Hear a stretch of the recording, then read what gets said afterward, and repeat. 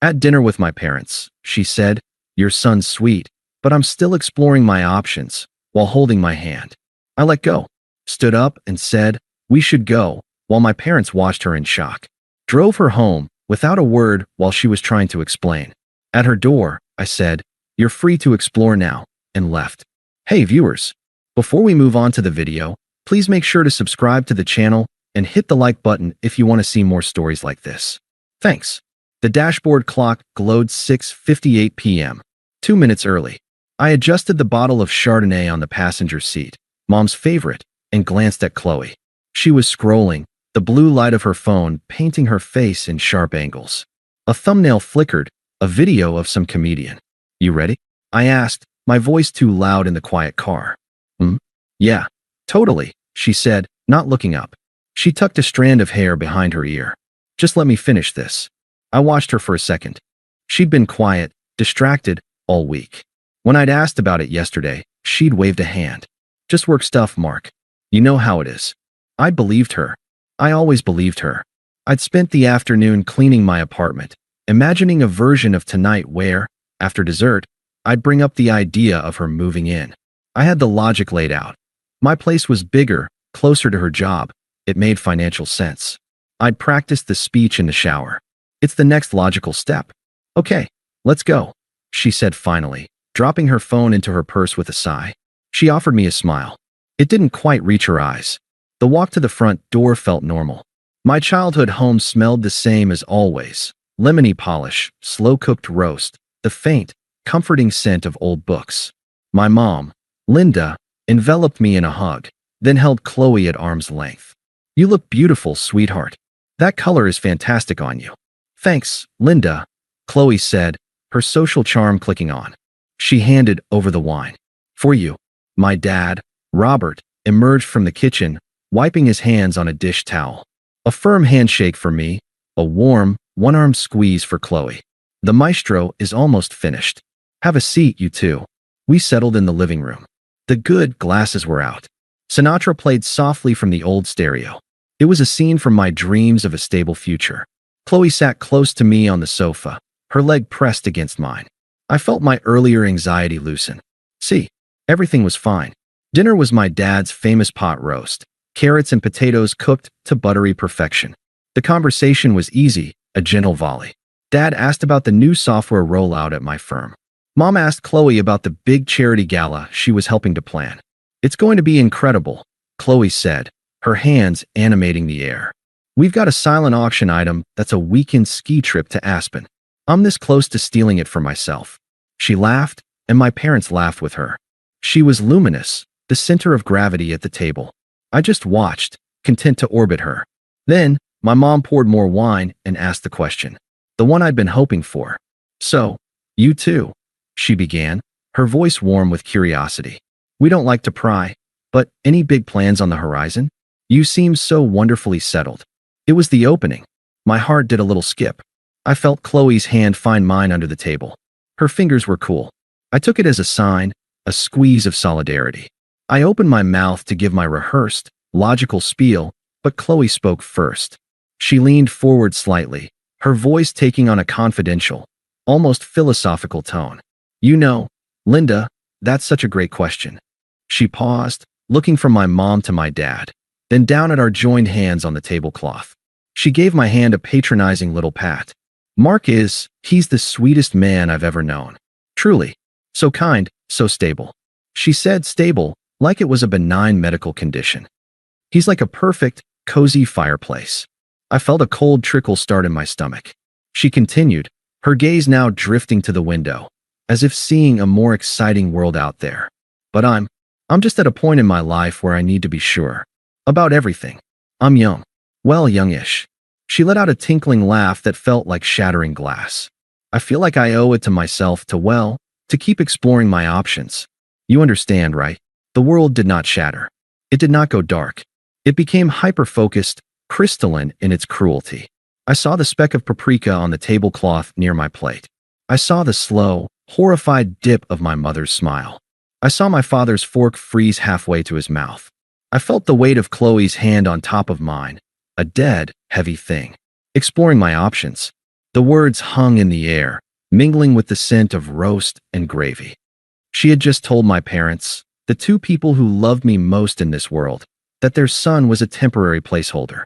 A nice, cozy fireplace while she shopped for a roaring, destructive bonfire. A profound silence swallowed the room. The only sound was the faint swing of "Fly Me to the Moon" from the living room. I looked at our hands. Her slim, manicured fingers lay over my broader, workman's ones. A public display of affection that was, in that second, the most violent act of disrespect I had ever experienced. Calmly, without a word, I slid my hand out from under hers. The sound of my chair legs scraping against the hardwood floor was a gunshot in the quiet. I stood up. My movements felt mechanical, precise. I looked at my parents. My mother's eyes were wide, glistening. My father's face was a mask of stone, his jaw clenched. "We should go," I said. My voice was flat, alien even to me. It held no anger, no tremor. It was a simple statement of fact. I walked around the table, pulled out Chloe's chair for her. She was staring up at me, her confident expression finally cracking into confusion. "Mark, what are you?" "We're leaving," I repeated, not looking at her. I looked at my dad.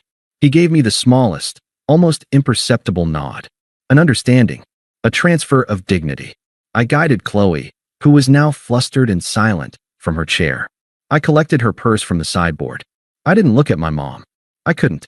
"Thank you for dinner," I said to the space between them. "It was excellent." And then I led the ghost of my relationship out of my parents' house, leaving the ruins of the future I'd imagined cooling on the dining room table. The cold night air hit us like a slap. Chloe finally found her voice. "Mark, stop. What was that? You're being ridiculous."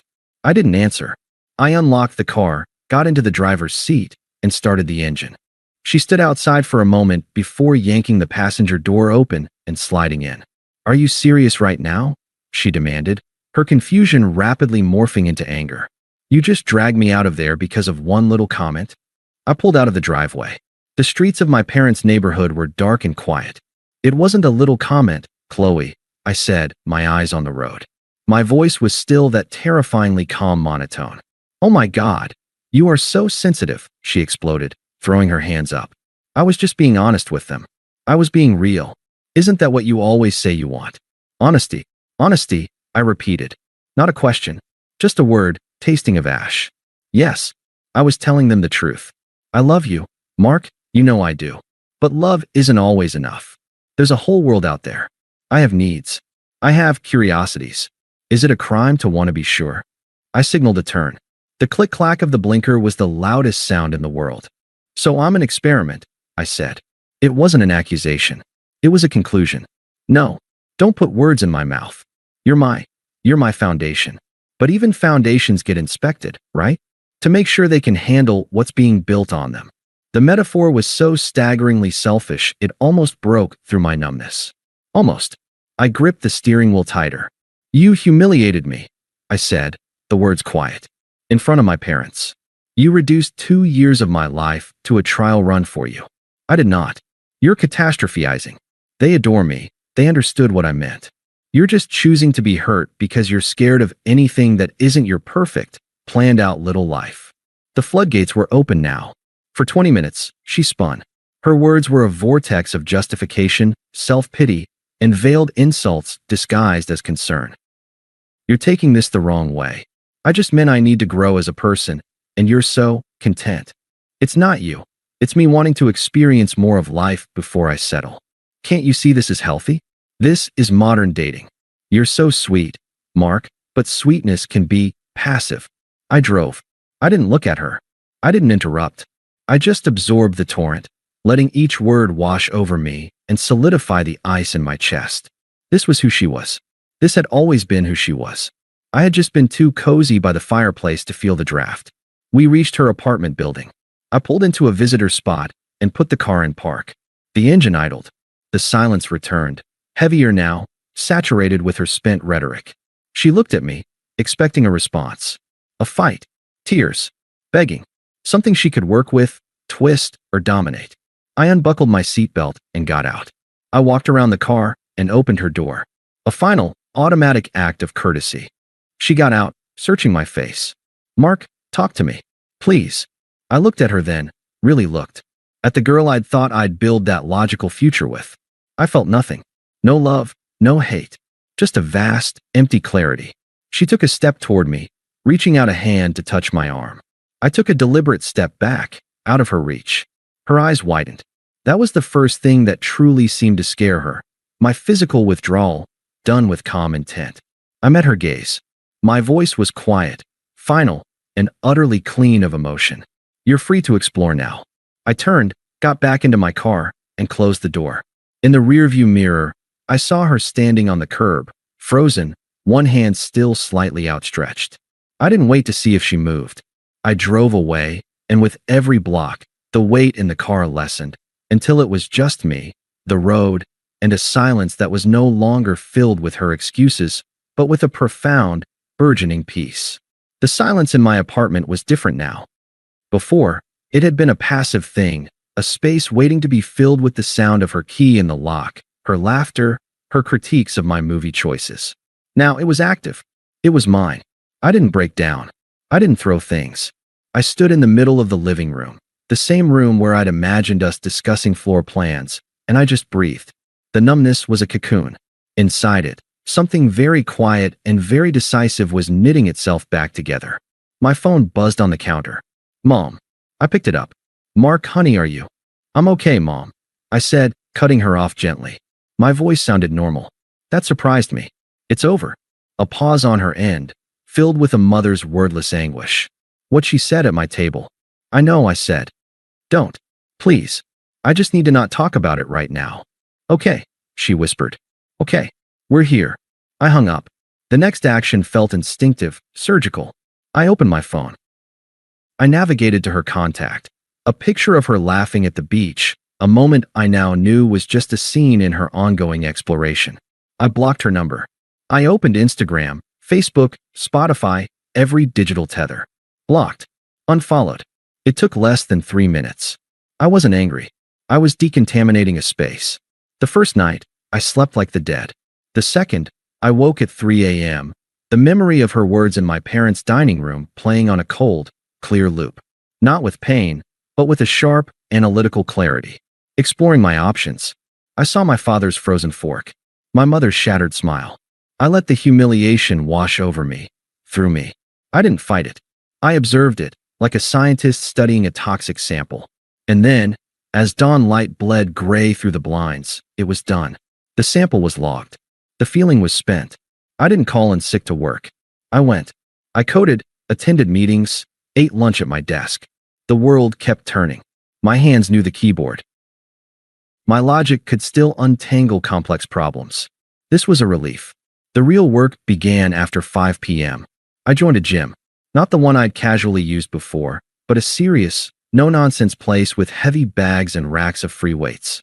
I didn't know what I was doing. I hired a trainer for 3 sessions just to learn form.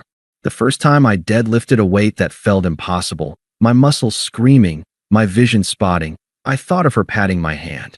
Sweet. Stable. I locked out the lift. The crash of the plates on the floor was the most satisfying sound I'd heard in years. I let my friends know, in a group text, that Chloe and I were done. No drama, just different paths, I wrote. They offered to get drinks, to let me vent. I declined. Soon, I promised. Instead, I called James, an old college friend who'd moved to the city last year. We drifted. Over burgers and beers, we didn't talk about her.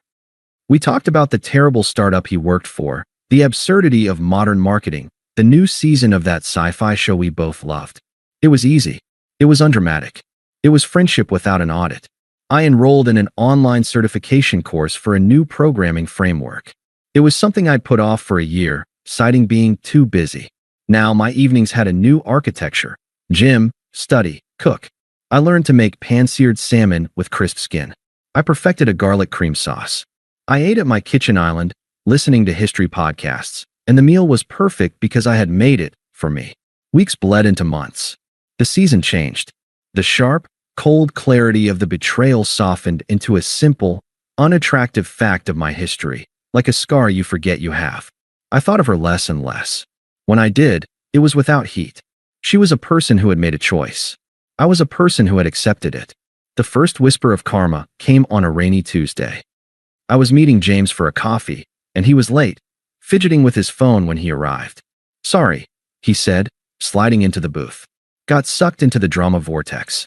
I raised an eyebrow, sipping my black coffee. Mutual acquaintance, he said, choosing his words carefully. He knew I'd blocked the whole constellation of her life. Apparently, Chloe's new thing is intense. I said nothing. I didn't ask. My silence was an open door he could choose to walk through or not. He sighed. Guy named Jason. Some entrepreneur. Sells, like, imported flashlight batteries or something on the internet. Drives a leased Maserati. Total vibe guy. I waited. Seems like he's her option she was exploring. James continued, watching me. From what I hear, it's a roller coaster. 1 week they're in Vegas. The next she's crying at brunch because he doesn't do labels. Her friends are exhausted. I felt a distant, faint ripple. Not schadenfreude. It was more specific, recognition. The unstable, flashy bonfire she'd traded her cozy fireplace for was, predictably, burning everything around it. It was the logical outcome of her search for something that wasn't sweet. I said finally. That's it. James laughed. I looked out the window at the rain streaking the glass. She wanted excitement. Sounds like she found it. James shook his head, a slow smile spreading. You're different, man. Am I? Yeah. The old Mark would have been worried. Would have asked 5 more questions, just to make sure she was okay. The old Mark. He was right. That man had died politely at a dinner table months ago. I'm not responsible for her choices, I said, and it was the simplest, truest thing I'd said in a long time. I changed the subject to James's job search. The ripple had settled. The pond was still. The seasons turned again. A year had passed. The certification was on my LinkedIn profile. My salary had increased. My body had changed, not into a bodybuilder's, but into something firmer, more capable.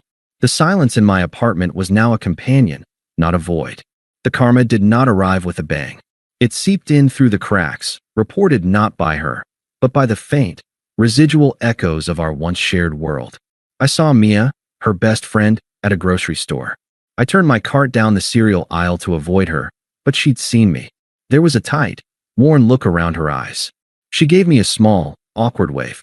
I nodded back, a neutral acknowledgement, and kept moving. A month later, James reported that Mia and Chloe had a massive blowout and weren't speaking. The reason was Jason.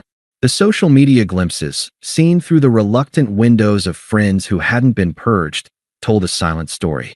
The lavish dinners and club photos stopped. The posts became infrequent, then erratic. A quote about betrayal. A blurry photo of a wine glass at home. Then, nothing for weeks. The final report came from the most reliable source, cold, hard public data. Bored one evening, waiting for code to compile, I did a thing I hadn't allowed myself to do before. I looked up Jason's business. It was easy to find. A splashy website, full of stock photos and words like disrupt and synergy. A few clicks deeper, past the facade, to state business records. His LLC had been dissolved 6 months prior for non-payment of fees. A comment on a local business forum, dated just last week. Scammer. Took orders, never delivered. Avoid. So, the bonfire had consumed its own fuel and sputtered out. It was neither satisfying nor sad. It was a fact, as neutral as the weather. The option had been explored.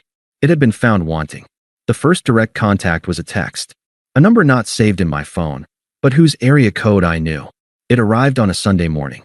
I was reading, the sun warm on my back. Unknown number. Mark, it's Chloe. I know I probably shouldn't be texting you. I think I made a terrible mistake. Can we talk? The words sat on my screen. I felt nothing. No heartbeat spike, no tightening in the chest. They were just pixels. I saw the ellipsis appear, then disappear. She was waiting. I put the phone face down on the table. I finished my chapter. I made another cup of coffee. I watched a bird build a nest in the tree outside my window. The phone buzzed again, 2 hours later. Unknown number. Please. I picked up the phone. I didn't delete the messages. I opened the contact, created a new entry. I named it Do Not Answer. I saved the number. Then I blocked it. The action felt hygienic. I was not ignoring her out of pain. I was filtering a distraction, the way I'd filter spam from my inbox. Her mistake was now hers to live with. My peace was mine to protect. The two were no longer connected. The exploration was over, and I was no longer uncharted territory. I was my own sovereign nation, with closed borders. The voicemail arrived a week later. I was reviewing blueprints for a deck I planned to build on my tiny patio, a tangible project for my tangible life. My phone lit up with the Do Not Answer identifier. I let it go to voicemail, finished measuring a joist span, then played it on speaker as I cleaned my tools. Her voice was thin, watery, stripped of its performative confidence. "Mark, it's me. I know you probably hate me. I would. I need you to know I'm sorry.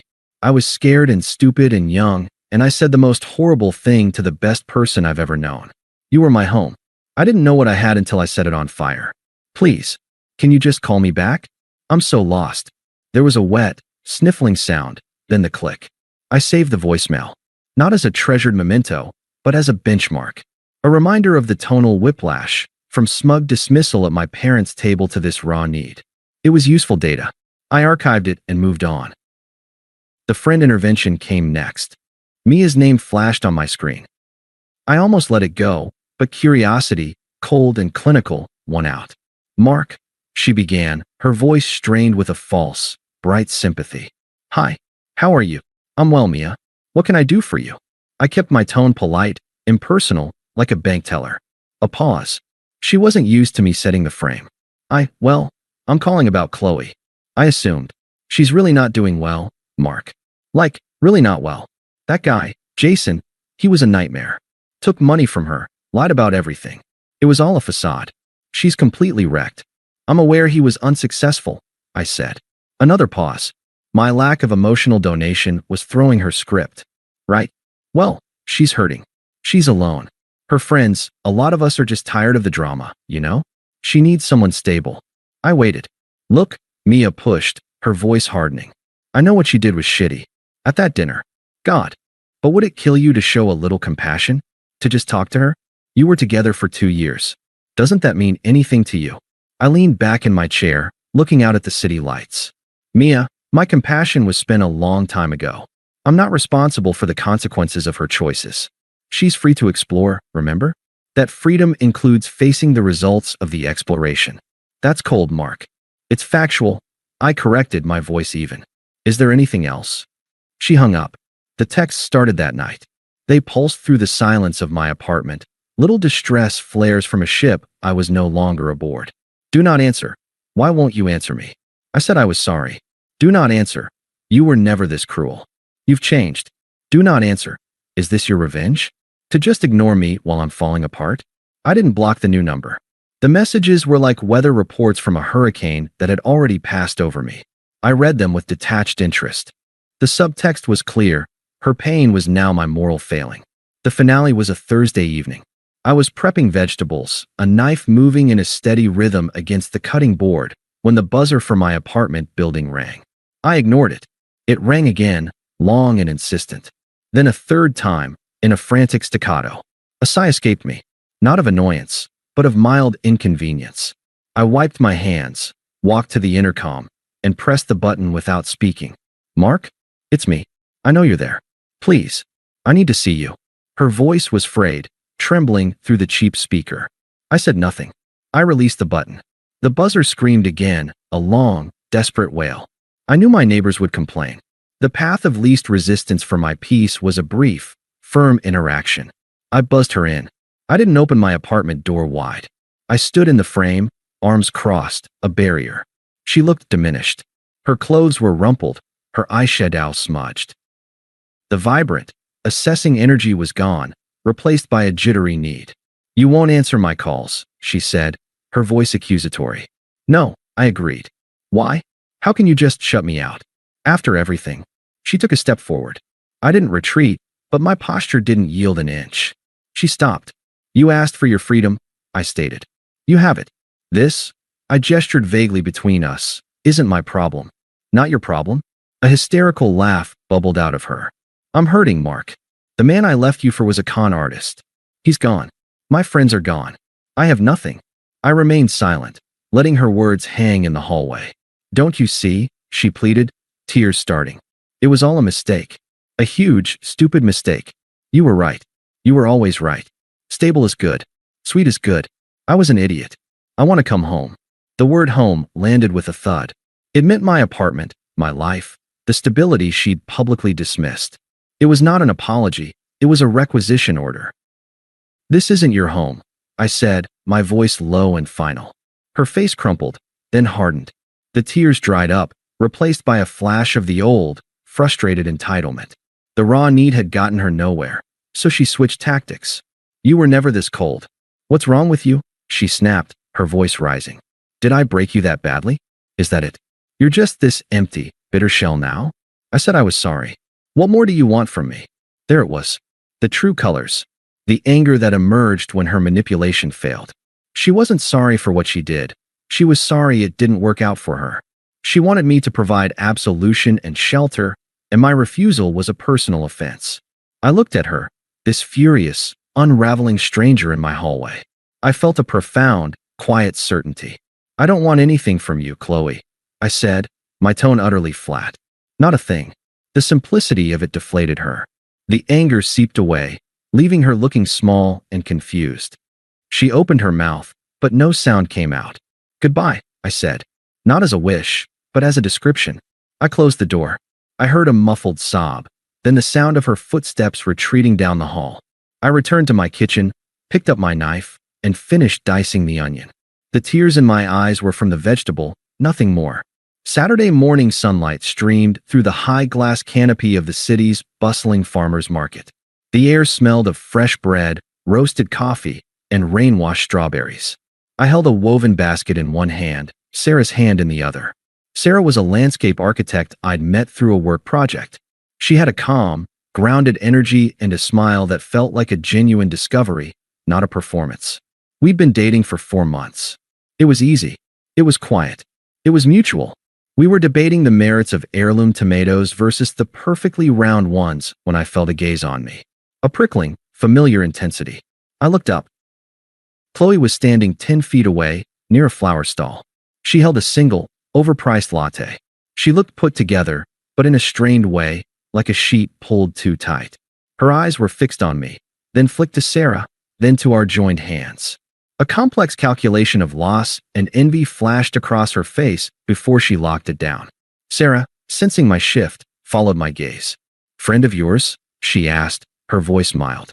Someone I used to know, I said, giving her hand a gentle squeeze. It's fine. But Chloe was already crossing the space between us. She ignored Sarah completely, her eyes laser-focused on me with a desperate determination. Mark. Hi. Chloe, I nodded. An awkward beat. The market swirled around us. Laughter, bartering, a child's squeal. Can we please just get a coffee? Talk. As friends. The words tumbled out, rehearsed and fragile. Sarah politely studied a display of artisan honey, giving us a semblance of privacy without actually moving away. Her presence was a quiet anchor. No, I said. The word was not harsh. It was simply definitive, like stating the sky was blue. Her composure cracked at the edges. Why? Why are you doing this? I said I was sorry. I've been sorry. I miss you. I miss us. I took a slow breath, the scent of soil and basil filling my lungs.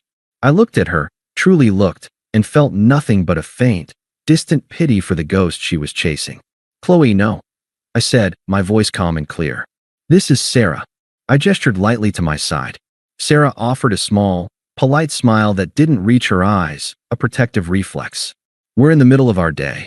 Chloe's eyes finally darted to Sarah, really seeing her for the first time. The easy confidence, the lack of neediness, the way she stood with me, not leaning on me. A fresh wave of desperation hit her. I miss you, she repeated, the statement now sounding hollow, a script with no audience. I looked at her, and in that moment, I achieved the final, absolute form of moving on. I spoke the pure, unvarnished truth, not to hurt her, but because it was the only thing left in me pertaining to her. I don't think about you, I said. It was neither a boast nor a barb. It was a report from the interior of my life. I wish you well, Chloe. Truly. But please don't contact me again. I turned my body slightly, a physical punctuation to the sentence. I looked at Sarah, and my entire demeanor shifted, softened. Sweetheart, I said, my voice warming for the first time in the exchange. The bakery stall with the sourdough is this way. I think we're getting close. Sarah's face lit up with a real smile.